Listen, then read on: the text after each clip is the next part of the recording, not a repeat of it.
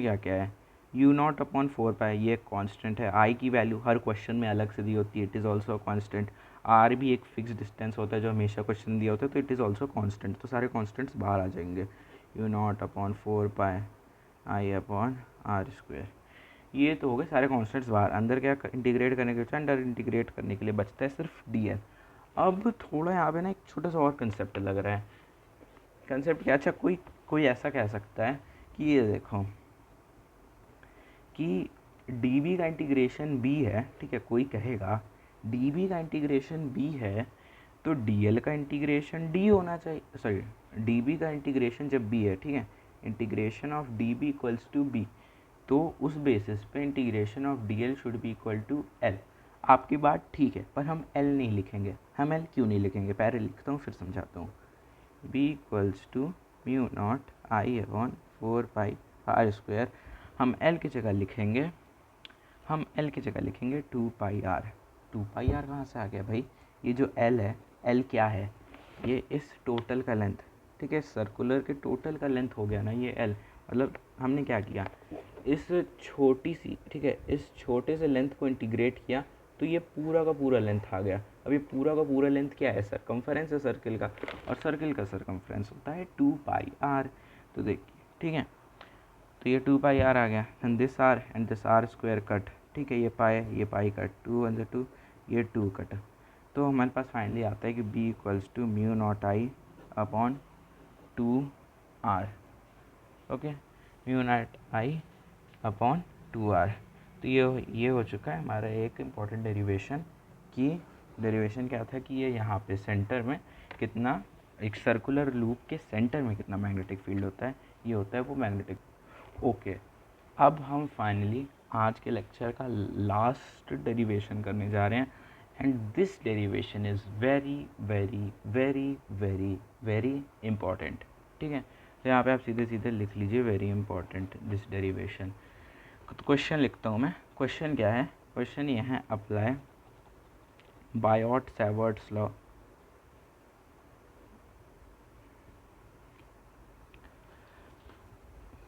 to find the Biot-Savart's law to find the magnetic field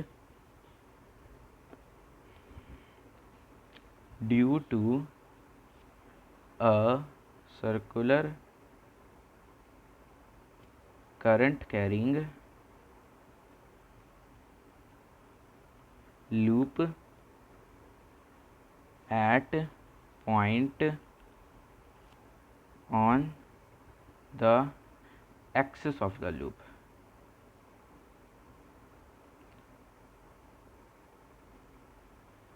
ठीक है, question क्या कह रहा है कि हमें बायोट-सैवर्ट लॉ लगा के मैग्नेटिक फील्ड फाइंड करनी है जब एक सर्कुलर करंट कैरिंग लूप के एक्सिस पे कोई पॉइंट हो।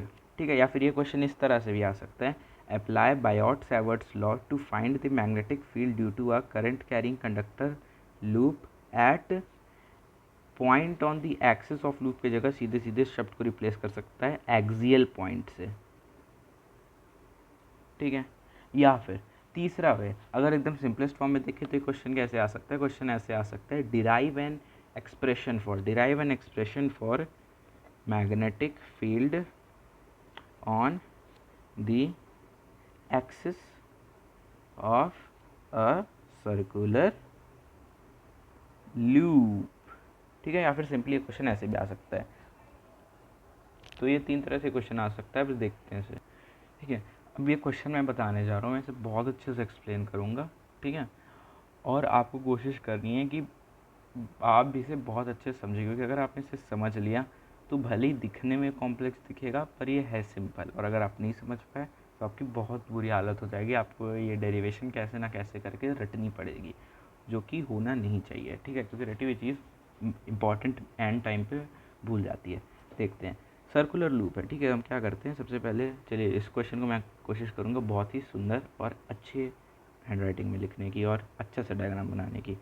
ठीक है, क्वेश्चन में क्या है कि एक सर्कुलर लूप है। तो क्या कर लिया हमने, एक सर्कुलर लूप ले लिया, हमें इसकी थिकनेस बहुत कम रखनी है क्योंकि ये एक दूरी से हम देख रहे हैं, और दूरी से अगर हम मतलब ये दूरी पे, ठीक है, और ऐसे है कि हम इसे लेटरली देख रहे हैं। ठीक है, लेटरली देख रहे हैं, मतलब हम इसे एक साइड से देख रहे हैं, ठीक है। अगर हम किसी भी सर्कल को फ्रंट से देखें तो सर्कल ऐसा दिखेगा, पर अगर हम उसी सर्कल को साइड से देखें तो सर्कल कुछ ऐसा दिखेगा। तो हम ऐसा बना लेते हैं लूप। ओके, अब लूप का ये हो गया सेंटर, ठीक है। ये इस सेंटर से क्या है, हमारी निकली है एक्सिस। एक्सिस ये हो गई हमारी, मान लीजिए सपोज कर लेते हैं this is axis, x axis, ठीक है। ये हो गई एक्स एक्सिस लूप के सेंटर से, तो यही एक्सिस है हमारी, ठीक है। अब ये जो सर्किल है इसका सबसे पहले रेडियस कितना है, जो इस सर्किल का रेडियस है that is capital R. Circle का रेडियस कैपिटल आर है, क्या, सर्किल का रेडियस है कैपिटल आर। ओके, अब क्या करना है, ये सर्किल हो गया, ठीक है। अब ऑब्वियस सी बात है, अगर एक्स एक्सिस ऐसे होता है तो वाई एक्सिस ऐसे होता है, तो हम इसी ओरिजिन भी एज्यूम कर ले रहे हैं, then Y axis will be here, ठीक है। अब हम अपना काम कंटिन्यू करते हैं। अब क्या है कि हमें लेना है डी एल, ठीक है। ऑब्वियसली याद डी एल हम लेते हैं करंट कैरिंग लूप पे। तो अब मैं कुछ ब्यूटीफुल कलर्स का यूज़ करता हूँ, ठीक है। तो ये जो पोर्शन है इसे अच्छे से डार्क कर दे रहा हूँ, ये एक स्मॉल लेंथ है, ये पोर्शन हम ले ले रहे हैं अभी के लिए डी एल, ठीक है। ये पोर्शन हो चुका है डी एल। अब हम, अच्छा, अब ये जो पॉइंट है जहाँ पे वाई एक्सिस डी एल को काट रही है, दिस पॉइंट को हम ए लेते हैं, ठीक है। ये पॉइंट हमारा हो चुका है ए। अब क्या है, मान लेते हैं हमारा पॉइंट कहीं यहाँ पे है, this is our point P.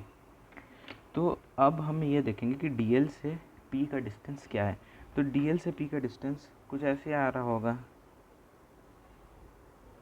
ठीक है, दिस इज़ द डिस्टेंस। और ये ऑब्वियसली बात है आर वेक्टर होता है हमेशा, ठीक है। ओके, अब क्या है, अब ये ऐसे आ रहा है, तो क्या है, इस डायरेक्शन में इधर की तरफ हमारी मैग्नेटिक फील्ड लग रही है, magnetic field D B vector, ठीक है। ये हमारी मैग्नेटिक फील्ड है। अब क्या हम कोशिश करते हैं, हम कोशिश करते हैं कि हम इसे रिज़ॉल्व कर लें, ठीक है। हम इसे रिज़ॉल्व कर लेते हैं वेक्टर्स, मतलब हम इसका रिज़ॉल्व कर लेते हैं, क्योंकि जब हम क्वेश्चंस में कैलकुलेट करेंगे तो डी बी ये कौन सी डायरेक्शन में पता नहीं है, पर हम इसे रिज़ॉल्व कर सकते हैं। जब हम इसे रिज़ॉल्व करेंगे तो ये जो है, ठीक है, ये यहाँ तक ये जो लेंथ है that will be equal to D B sine theta, ठीक है। ये 11th हमने पढ़ा था रिजोल्यूशन ऑफ वेक्टर। एंड जब इस साइड पे हम रिजॉल्व करेंगे कहीं यहाँ तक, ठीक है, ये जो यहाँ तक की लेंथ है, ठीक है, this is D B cos theta. मतलब अगर रफली बताओ तो लेंथ कुछ ऐसे होती है, ये ऐसे, ये ऐसे, ठीक है। ये लेंथ हो चुकी है डी बी कॉस थीटा, ठीक है। तो अब क्या करते हैं, अब अच्छा, अब हमें एंगल्स भी लेने हैं, ठीक है। अब जो आर से, ठीक है, आर से डी एल के बीच है, मतलब ये वाला एंगल, दिस इज़ तो 90 डिग्री, ये तो पक्का है। पर सिर्फ इतने से काम नहीं चलेगा, हमें ये भी देखना पड़ेगा। अगर आपको क्लियरली देखो, फोकस हो जाए भाई, ये यहाँ पे सरकमफरेंस से आर के बीच का एंगल कितना है, सरकमफरेंस से आर के बीच का, देखिए डी एल और आर के बीच का एंगल तो हमेशा 90 होता है, पर अब हमें यहाँ पे मैटर करना है सरकमफरेंस और आर के बीच का एंगल कितना है। सरकमफरेंस और आर के बीच के एंगल को हम मान लेते हैं थीटा, और ये थीटा किसके बराबर है, जब इधर आएगा then this angle will be also theta. तभी मैंने ये D B sine theta and cos theta लिखा है, this angle is also theta, ठीक है। अब आगे बढ़ते हैं, अब हम फाइनली लिखते हैं, अच्छा हाँ, एक और चीज़ कि ये जो सेंटर है, ये जो सेंटर है, सेंटर से पी का डिस्टेंस कितना है, ठीक है। डीएल से पी का डिस्टेंस तो आर हो गया, सेंटर से कितना डिस्टेंस है, सेंटर से डिस्टेंस एक्स है। ओके, अब हम लगाते हैं यहाँ पे अपना बायोट सेवर्ट्स लॉ। आप भी यहाँ पे थोड़ा स्पेस छोड़ दीजिएगा, क्योंकि ऐसा ही हमें नीचे भी कुछ बनाना है, तो स्पेस छोड़ के हम लिखते हैं D B equals to mu naught upon 4 pi, ठीक है, I D L sine theta upon R square. अब ठीक है, अब ये वाला जो साइन थीटा है, ठीक है, this sine theta is not this sign theta, ठीक है। ये जो साइन थीटा है, ये वाला थीटा नहीं है, ये 90 डिग्री है, ठीक है, ये 90 डिग्री है। तो आप सीधे सीधे थीटा की जगह इसे 90 डिग्री कर दीजिए, साइन 90 डिग्री कर दीजिए, क्योंकि जो हमने थीटा मान रखा है ये तो सरकमफेरेंस और आर के बीच का एंगल है ना। ओरिजिनली थीटा तो डीएल और इसके बीच का एंगल होता है, तो इस डीएल और इसके बीच का एंगल 90 है, वो हमने लिख लिया, और हमने थीटा किसी दूसरे एंगल को मान रखा है, तो हम यहाँ पे थीटा नहीं लिखेंगे, हम सीधे 90 डिग्री लिख देते हैं, which is absolutely correct.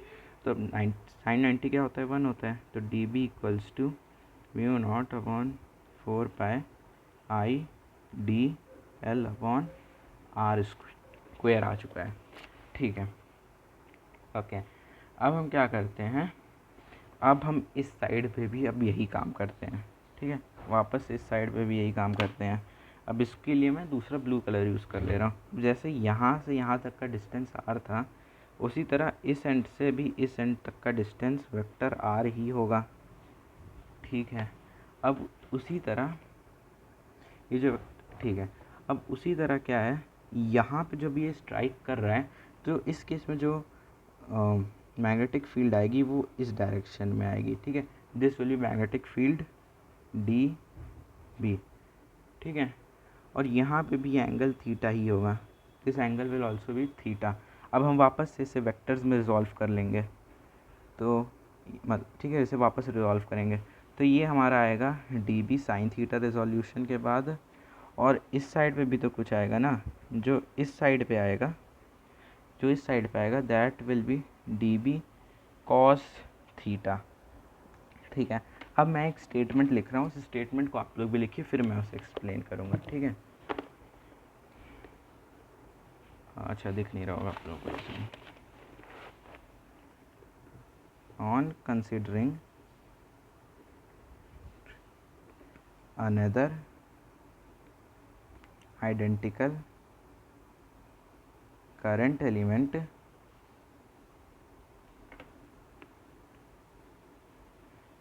diametrically opposite,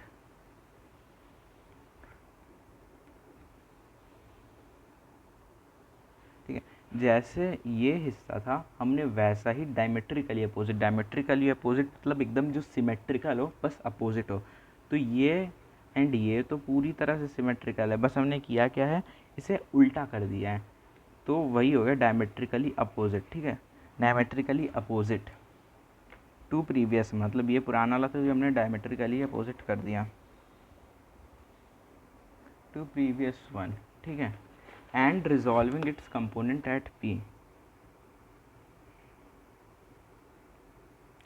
and resolving it's component eight P, मतलब हमने क्या किया, इस पॉइंट पी पे हमने डी बी के कंपोनेंट्स को रिजॉल्व किया, एक इधर, ठीक है। तो ये हमने लिख लिया। अब हम क्या देखेंगे, माना कंक्लूजन क्या था, वर्टिकल कंपोनेंट मतलब क्या, देखिए ये this is vertical, this is horizontal, ठीक है, सॉरी दिस इज़ वर्टिकल, ठीक है, सीधे वर्टिकल होता है, लेटा हुआ हॉरिजॉन्टल होता है, ठीक है। तो हमारे जो वर्टिकल कंपोनेंट्स मतलब ये डी बी साइन थीटा और ये डी बी साइन थीटा, ठीक है। वर्टिकल कंपोनेंट्स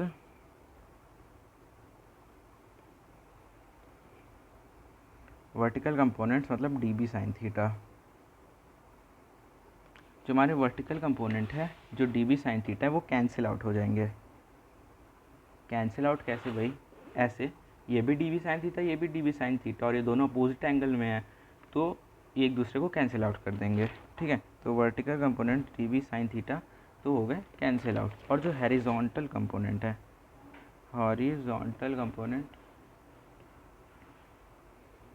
जो हॉरिजॉन्टल कंपोनेंट्स है, ये ऐड हो जाएंगे, कौन से, डी बी कॉस थीटा, ठीक है, D B cos theta will add up क्यों होंगे, क्योंकि ये तो सेम ही डायरेक्शन में है ना, ये भी डी बी कॉस थीटा, ये भी डी बी कॉस थीटा, दोनों ही सेम डायरेक्शन में है, तो ये वाले तो सीधे सीधे ऐड हो जाएंगे, ठीक है।